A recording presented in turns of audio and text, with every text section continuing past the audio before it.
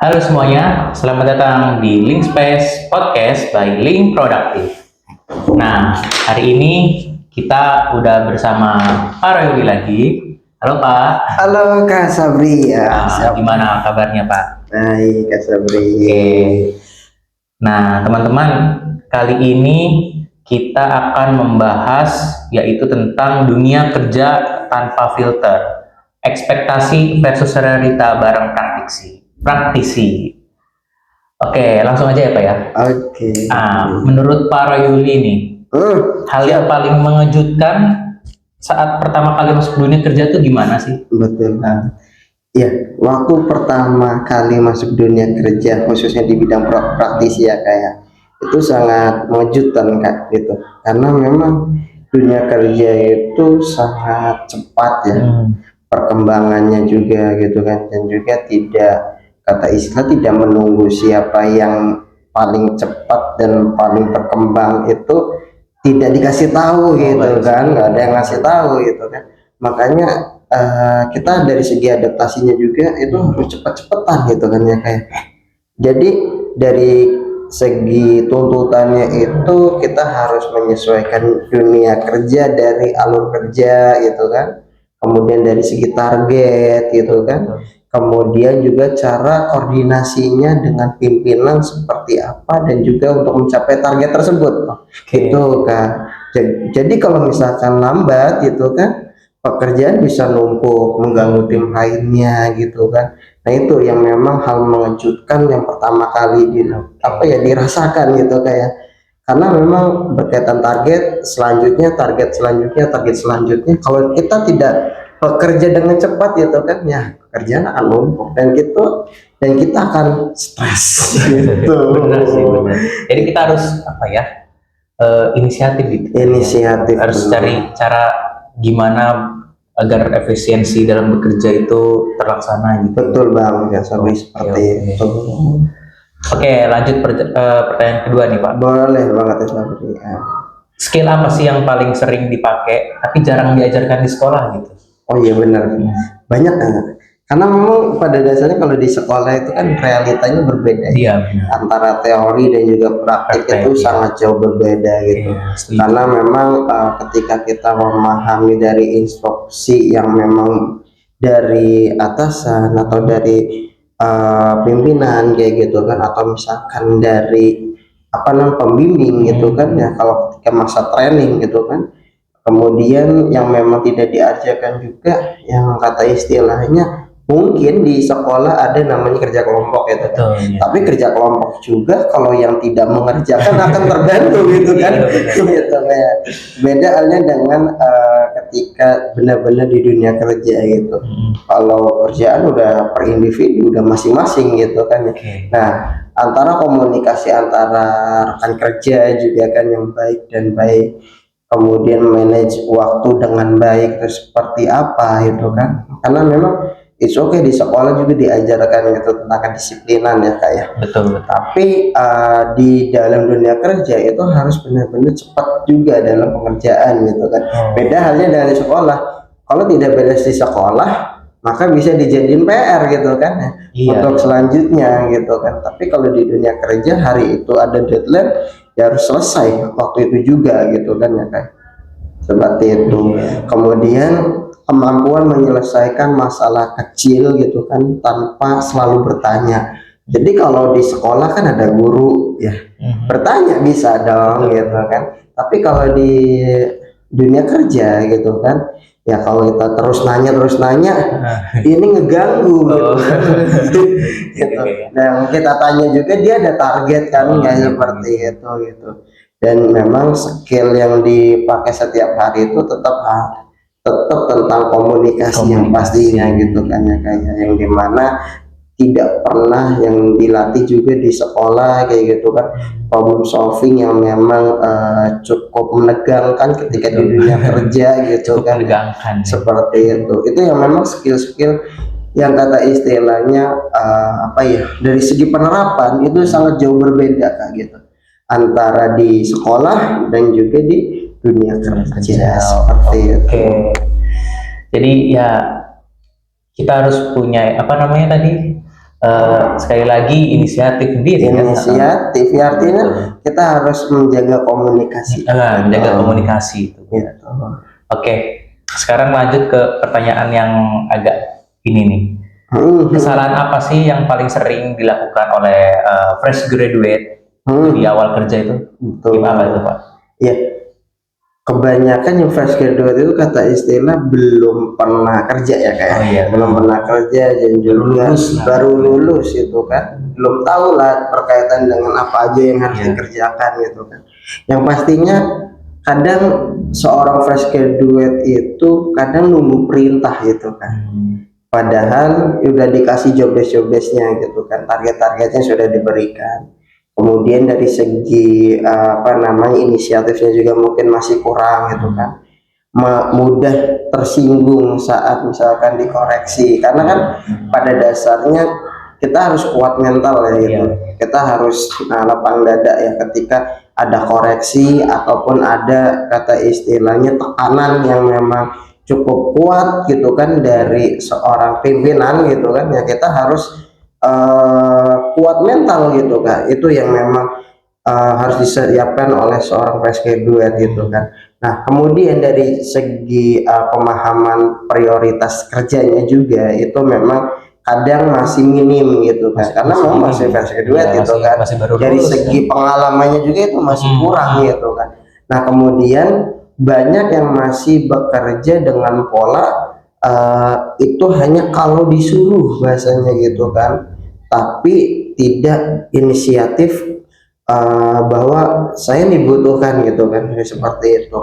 Nah jadi kalau misalkan nunggu diperintah gitu kan tanpa ada inisiatif yang memang menjelaskan ataupun menyelesaikan pekerjaan ataupun job desk gitu kan, ya kata istilahnya misalkan kita mengerjakan sesuatu nih gitu, atau misalkan tentang payroll ataupun penggajian gitu kan, ya misalkan contoh si A, tolong kamu kerjakan payroll ini karena memang dia versi duet diterima di HR gitu kan. Nah dia ngerjain nih gitu kan misalkan, tapi di situ masih ada kayak pola bonus dan sebagainya. Dia hanya menghitung gaji pokoknya saja misalkan seperti itu. Nah kan tadi nyuruhnya payroll hanya ini doang, gaji pokok Pak gitu. Nah padahal di kalimatnya kan kerjakan payroll gitu kan, dimana di situ ada bonusnya dan sebagainya juga, itu tolong catat seperti itu kan, ya seperti itu. Nah contohnya inisiatif yang seperti itu memang pada dasarnya bukan kesalahan, tapi memang hanya kurang tepat saja gitu kan ya, yang perlu harus di up skillnya lagi kayak gitu, dari segi pemahamannya, inisiatifnya seperti itu Kak Sabri. Tapi dengan begitu berarti kita bisa belajar gitu kan ya. Betul banget gitu. Nah oke nih Pak, lanjut pertanyaan selanjutnya. Apa sih Pak ekspektasi di sekolah dengan realita saat sudah di dalam dunia kerja itu? Iya betul.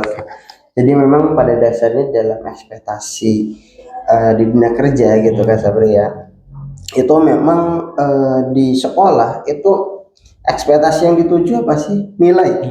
Ya pasti nilai. Saya nilainya pengen tinggi, harus ranking 1 itu kan gitu. Nah kemudian harus bisa bersaing dengan satu kelas gitu kan ya, harus juara 1 gitu, ranking 1. Nah nilai tertinggi berarti ya.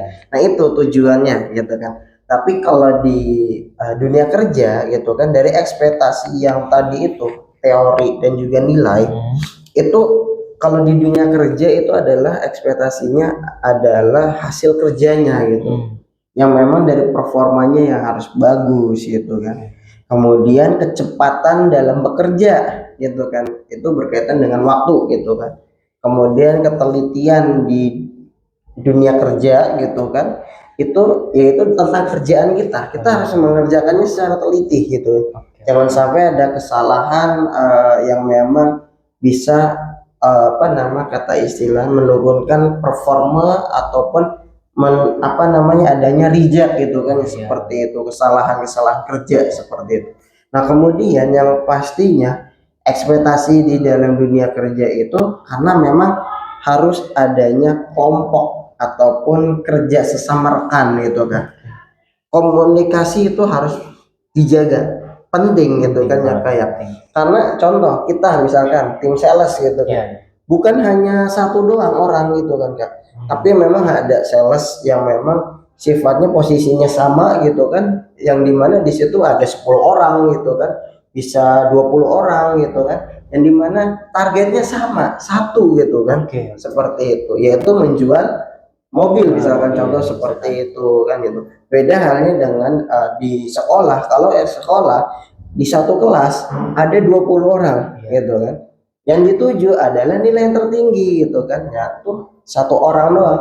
Beda halnya dengan sales. Kalau sales ya dengan misalkan satu orang performanya baik gitu kan, pasti semuanya akan terbawa juga gitu. Tapi kalau di sekolah ya beda gitu kan, seperti itu kayak individual gitu ya. Individual gitu kan. Nah makanya kata di sini kalau di sekolah itu bisa bekerja sendiri gitu. Tapi kalau di dunia kerja itu tidak boleh bekerja sendiri. Tapi kita harus tergantung kepada orang lain karena memang kita sifatnya kerjasama gitu kan. Gitu. Walaupun misalkan Abi posisinya bagus gitu kan, kerjanya giat, tapi saya misalkan ada sedikit performa yang kurang gitu kan. Nah supaya untuk meningkatkan lagi gitu kan, ya maka Abi akan bisa komunikasi gitu kan. Ayolah semangat lagi yuk, masih ada target lagi saling nih cover. Nah saling cover, saling semangat gitu, karena sifatnya bukan per individu tapi memang ketergantungan orang lain itu dalam artian kerjasamanya itu seperti itu, teamworknya seperti itu. Berarti harus bisa bekerja sama. Betul banget. Oke, lanjut nih Pak ke pertanyaan terakhir. Jika bisa mengulang waktu, betul. Hal apa sih yang pengen dipelajarin waktu sebelum bekerja itu? Ya baik, jadi memang ketika bekerja gitu kan ya Kak, ya ini kalau mau ulang waktu, jujur saya tuh pengennya belajar disiplin gitu kan ya, dalam pekerjaan, dalam mengerjakan tugas gitu kan.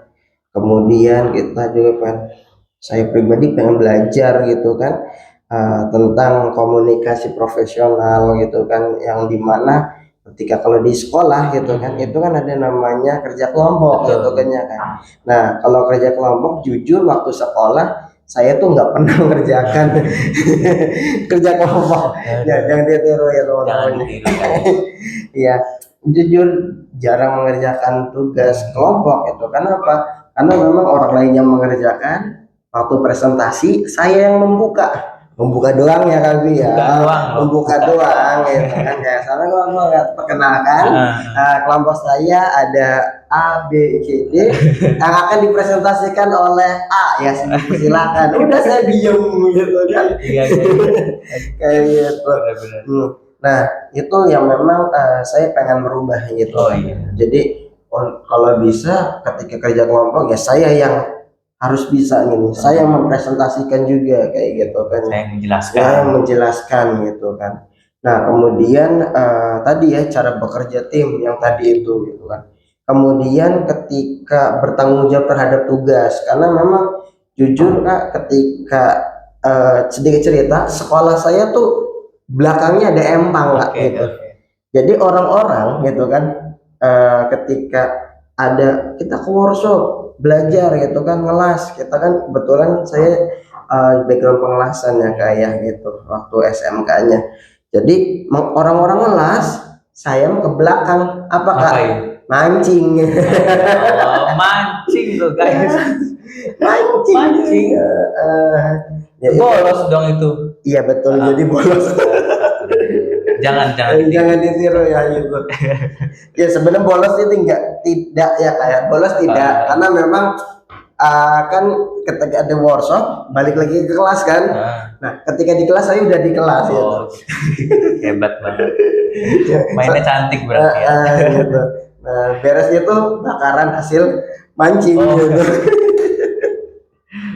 Saling menguntungkan dan kompak ya, teman-teman saya nggak ada yang bilang bahwa si Rahyuli lagi mancing gitu kan, enggak gitu Kak gitu. Tapi bilangnya ada lagi di kamar mandi gitu.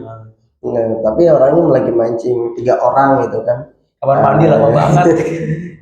Pulang-pulang bawa ikan gede-gede. Iya, kayak gitu.